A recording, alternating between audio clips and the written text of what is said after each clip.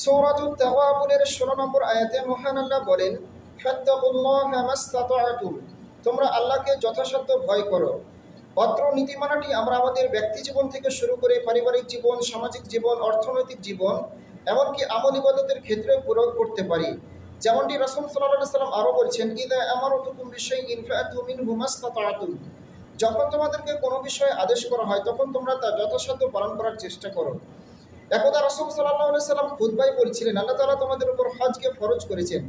এমন অবস্থায় এক সাহাবী দাঁড়িয়ে বললেন যে, আল্লাহ তাআলা কি তা প্রতি বছরেই ফরজ করেছেন নাকি জীবনে একবার? এই কথাটি তিনি ৩ বার বললেন। রাসূল সাল্লাল্লাহু আলাইহি সাল্লাম চুপ থাকলেন। তিনি পরবর্তীতে বললেন, তা জীবনে একবার ফরজ করা হয়েছে। আমি যদি উত্তর দিতাম হ্যাঁ, তাহলে তা প্রতি বছরেই ফরজ হয়ে যেত। এই অবস্থায় রাসূল সাল্লাল্লাহু আলাইহি সাল্লাম আরও সতর্ক করে বললেন, আল্লাহ তাআলা ইতিপূর্বে অনেক জাতিকে ধ্বংস করে দিয়েছেন তাদের অতিরঞ্জিত প্রশ্ন করার কারণে। আমরা দেখতে পাই অত্র নীতিমালাটির প্রয়োগ আমাদের ইবাদতের ক্ষেত্রে করতে পারি।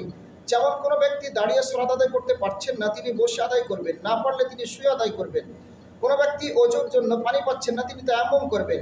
কোনো ব্যক্তি অন্যায় কাজ দেখছেন, তিনি যদি হাত দিয়ে বাধা দিতে সক্ষম না হন তাহলে তিনি কথা বলে জিহ্বা দিয়ে তা মোকাবেলা করবেন। তাতেও যদি সক্ষম না হন তাহলে তিনি তা অন্তর দিয়ে ঘৃণা করবেন। এভাবে আমরা এই আয়াতটির বাস্তবায়ন বা এই নীতিমালাটির প্রয়োগ করতে পারি।